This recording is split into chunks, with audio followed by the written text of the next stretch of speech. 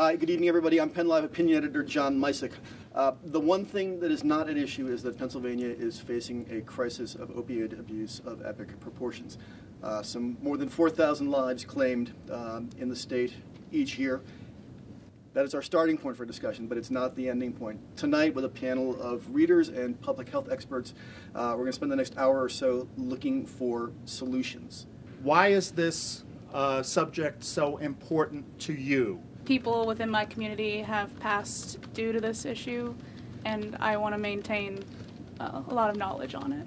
Opioid misuse can be a domino effect, and it affects everybody in the community, not just us directly. This issue is important to me because as an upcoming medical doctor, I would hope that my patients wouldn't be at risk to be addicted to drugs that could take a toll on their life in the future. This is important to me for a couple reasons, real quick. I'm a person in recovery myself. My son's a recovering heroin addict, and frankly, I'm just tired of going to funerals. I've lost count, and it hurts. Not only for the person that is struggling with this disease, but also the family and the communities that are around them as well. This issue is important to me because 40 years ago I started working in this field for the U.S. Congress, writing laws which have been a disaster, and I'm trying to figure out what we can do differently and to help the public force our members of Congress to adopt better policies. One of the reasons it's important to me is because as a senior citizen, I find my doctor is restricting pain pills for legitimate pain that is not helped by ibuprofen and Advil. I've seen and dealt with the devastating effects of drug and alcohol addiction for my professional life. It scared me then, it worried me then, it frightens me and almost terrifies me now. I presided over a jury about a year and a half ago in Juniata County where there was an individual charged with providing the heroin that killed the guy. And the jury not only acquitted on that count, it acquitted on all other counts, meaning that it washed its hands of the situation. I have friends who have lost their children to the opioid and heroin crisis that we are facing in this country. I have seen government swing from one side of the street to the other and generally miss the mark about as badly in one direction as they did in the other, and I'm looking for an optimal path here. This topic is important to me because I'm tired of responding to calls with young families, young individuals that are dying, and we see the aftermath. And I think something needs to be done about it. On a daily basis, I see the devastating effect that it has on the city of Harrisburg and its surrounding area. Because I don't want my son to become a statistic, and he could any day. Everyone in this room, everyone in our state is impacted either directly or indirectly by this crisis that's going on. This issue is important to me because of the devastating effect it has on individuals, families, and our communities. In the 1980s, Congress and President Reagan commenced what we think of now as the war on drugs. And I played a major role in writing the mandatory minimum drug sentences in 1986. The idea then was that we could send a message. And what was clear is that the audience doesn't read congressional record and it doesn't watch C-SPAN. The message was really a message to voters: vote for me, I'm tough, I'm doing something. And when those kinds of motives are driving policy and not respect for the folks involved, those become the failures. We're not yet, as a society, unified that our primary goal in an epidemic is to save lives. And if we want to save lives, then the drug users have to be at the center of our policy. And we have to make their survival our key goal. And everything must be in service of that, not the rhetoric, not the sending messages, people who don't use drugs are not at risk of dying. It's the people who are using drugs. And it is the stigma and the criminality of the traffic, the lack of information that they have, their shame, the way in which we isolate them. We kick drug users out of the family, out of their jobs, out of their apartments. How can we think that treating a disease through homelessness, malnutrition, is in any way going to be helpful for them? I'm not sure anything can be done to make it easier. We, as law enforcement officers, are now, our health is at risk when we go to assist someone in an opioid crisis, whether it be heroin, now fentanyl. Definitely, there's, if you read the statistics on law enforcement, there's a lot of officers coming to someone else's aid, and they're getting infected with the fentanyl. It doesn't get any easier. Every day I see it, it gets harder. I had a young man a couple weeks ago who, I guess they would say, fell off the wagon, and he overdosed. And I happened to find him in the middle of the street, just on my regular driving around on patrol. Had I not come along, he would have been dead. The next shift would have found him. Speaking of that young man, throughout the time I was with him, got him to the hospital, got the proper meds to reverse the effects, waited the proper time that it was, because of what he had taken was the oxy and some other drug with the oxy. And his levels were really high. So he was very remorseful. He knew what he did. He knew he needed to get back on track. The thing is, he didn't know how, even though he goes to counseling for it. He actually admitted to me that he went to counseling from 6 p.m. to 7 p.m., and when he got out of counseling, he crushed up those pills and snorted them. I don't know, last year I lost a really young, she was actually talented. She had just graduated, got her degree in psychology. We went to the house. She was blue, the whole 9 yards. We were able to get her back prior to the ambulance getting there.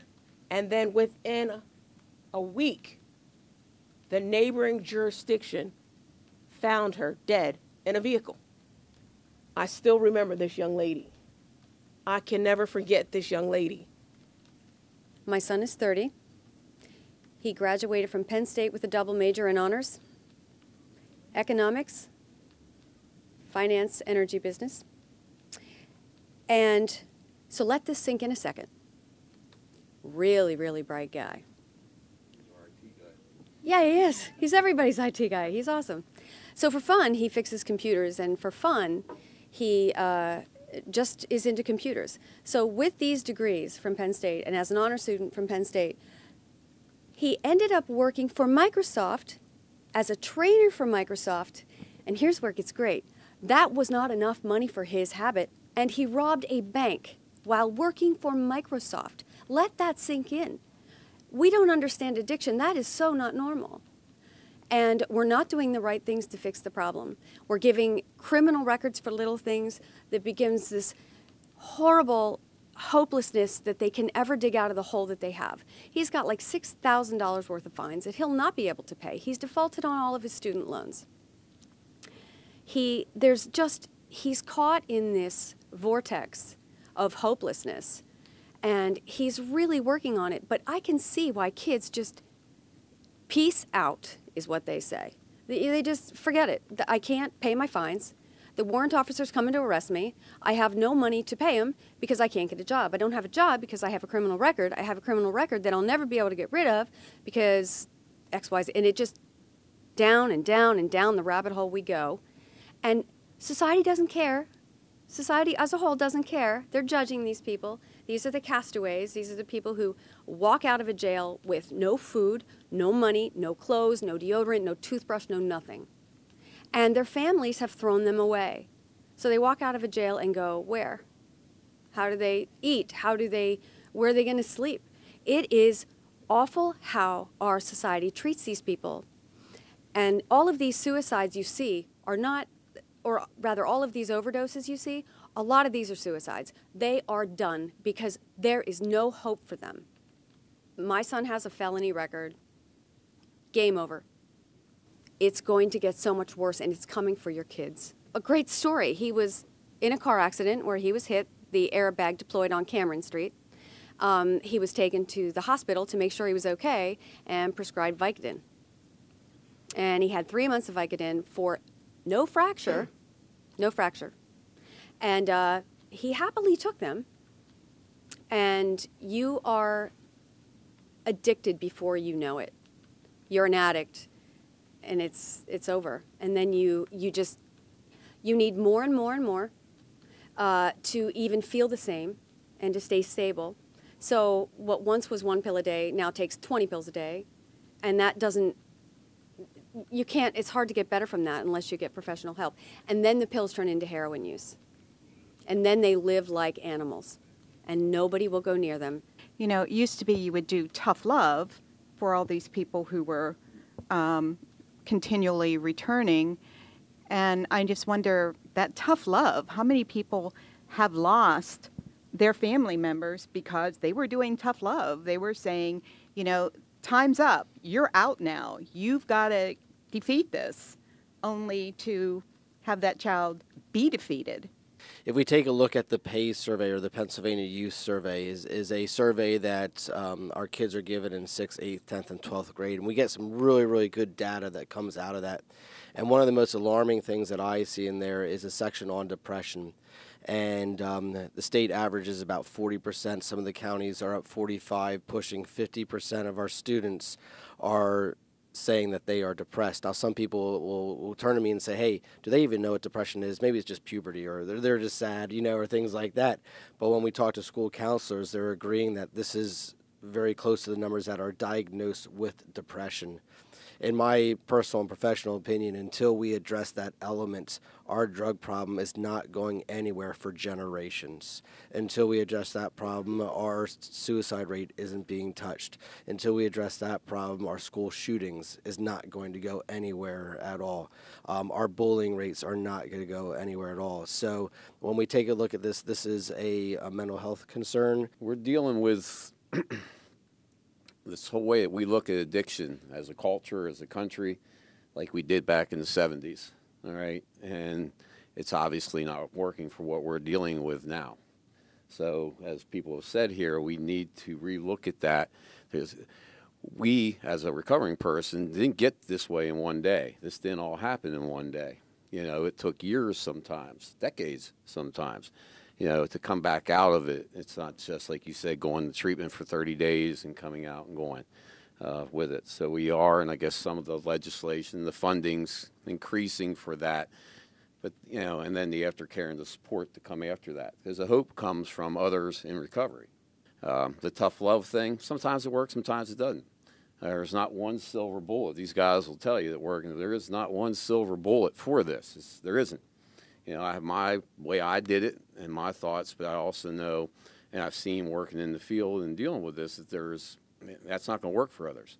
So whether it's medications, whether it's tough love, whether it's longer treatment, whether it's housing, all that needs to come in. But we're looking at it, excuse me, up to recently, with blinders on. Like and we have to take our blinders off as a society, as a culture, and you know, and just look at all different ways. The depression, like you said, the mental health, and all that comes right with it. Because we need to get with your representatives, the people that make the policies, you know, and get involved as a community. We all need to get involved with it. Because again, I think it's a couple years ago. The statistics are a little old, but I think it was a year or two ago. It was 1 in 4 families are affected by addiction. I serve on the Cumberland County Opioid Overdose Prevention Coalition, which is an advisory group. And I've learned a shocking, and listening to everyone here, no one mentions the fact that all of these deaths are not just young people. I mean, there are people of all ages, elderly, who are addicted for one reason. Usually they start because of pain, and it just, you know, develops into an addiction. And a great many of the deaths are people who are elderly. And you don't hear much about that either. So I think that needs to be made public. What I'm talking about nowadays, even more so what we're seeing are college students, high school students. You know, those are the people that we really need to reach. I mean, it's not just one person's problem. It's everyone's problem. The difference is a lot of people don't want to address it. Just, here, let me shove it behind the door here, like she said, you know? Technically, I guess, we're out there on the front lines. We see it a lot. I just happen to be one of those officers that I understand a lot more than probably our average officer takes the time out to deal with the individual. So whenever, a few years ago, I simply just broke my leg and they wanted to give me a painkiller, like, you know, real painkillers, a month's supply.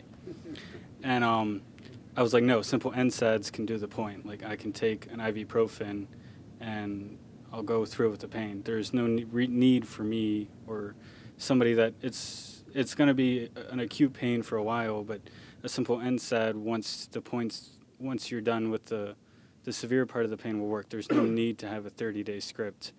My perspective goes back about 50 years dealing with drugs in general. Now, the criminal law is not the answer at all, although it can be to some extent. Clearly, the Crime of the Month Club people that you're describing are people who attempt to get reelected. All they did was make my job as a judge much more difficult because it took away my discretion. And on that score where I say the criminal law is not the answer, it can be the answer even for people who have unfortunately acquired felony records because through the use of programs, and I have referred to your program, as well as to generally probation and parole and things like that. Something to base the hope on, something to base conduct on. Either you're going to get into serious trouble or not. So that's from my perspective as a trial judge. In 1971 or 2, when I was district attorney of Perry County, the Attorney General's office called, said, Mr. DA, do you have a drug problem in Perry County? I said, yes, we have a big drug problem. Oh, really? What is it? And I said, it's alcohol. Oh, that's not what we're talking about. Well, in those days, and it might even be true today, if you got rid of the problems with alcohol, in those days, we would have ignored everything else because there wouldn't have been any social problems to amount to anything. Today, it's a lot different. Heroin is a lot different. And one of the things that I would look at as a trial judge would be, is the addiction the result of recreational drug use? And I think through the vehicle of marijuana and all this talk about legalization really worries me, so on and so forth. Or is it the result of an accidental or medically induced? Now that goes to the culpability aspect, which is important from a trial judge's position. But there is no question it's a tremendous societal problem, and it has to be addressed, and exactly how you do it, with compulsion, maybe with faith-based. You know, everybody seems like everyone, we're going to see the Lord or something, you know, and a lot of people here would probably, bull. Others might say, well, you know, there's something to that. But you guys will tell me there definitely is something to it, whether you're faith-based or not. If you really have a base right there and can latch on to it. I've been working in this field for about 35 years, and to talk about giving somebody a medication to help them in recovery people would scream and holler about that's inappropriate. And I'm including methadone, Suboxone, and Vivitrol. They're helping people get over a period of time that they can establish themselves in recovery without a lot of focus on cravings and obsessions. And that's one of the hardest things to deal with in early recovery, because they keep coming back at you, and if you don't have the skills developed yet, and no one does in early recovery, they're back to using, so they keep falling down. I think some treatment is improving, and I think we're getting more to establishing not a cookie-cutter approach to treatment, but an individualized approach to treatment. Not everybody needs a 28-day treatment program. They need what they need. And when people ask me, how long do I go for? If a family calls, how long will we be there? I say, you'll be there as long as you need to be there. What a lot of exciting, interesting things, valuable things that people are saying. We're a capitalist society. We haven't talked at all about the economy of illegal drugs. And all of our ideas here are going to come to naught as long as illegal drugs remain as profitable as they are. The barriers to entry are nil. The profit margins are great. And we're not going to solve this problem as long as drugs are illegal. The market is going to continue to supply the drugs. And therefore, we have to figure out what a legal regulated system is going to look like. We can't think that law enforcement and the courts are going to save lives, because saving lives is not a byproduct of the justice system. Saving lives has to be at the heart of what we're trying to do. And therefore, drug users need to be advised and guided in the use of their drugs until they're ready to either go into MAT or to stop, if we want to save lives. Safe consumption spaces, such as former Governor Rendell endorsed recently, that's a step in the right direction. But it's astonishing that until we think about what the economics of this are and how we address it, do we have any fantasy that this is going to stop? I will say, we need, with respect to the problem of the criminal record, we need a clean slate law so that it says automatically 5 years after if you finished your sentence, you get to say, I have no record. It can't possibly be the case that all records become life sentences. I mean, as long as all offenses are life sentences, we're doomed economically. We can't sentence for life everybody who had a drug offense when they were young. We've got too many millions of Americans who have felony convictions. We've talked about mental health. And talking about it, the biggest mental health provider in our society is the criminal justice system, the county jails and the provisions and the prisons. That can't any longer continue to be the case if we want to deal with the problems of depression and the other issues of mental health we've talked about. The drug policy that we are talking about, we inherited from racism, and we've not talked at all about the role of the war on drugs in maintaining white privilege. We haven't talked about the history of these laws and where they come from. These laws didn't come from public health advocates. These laws came out of a need to maintain white privilege in the early 20th century at the same time that the KKK was growing in the early 20th century.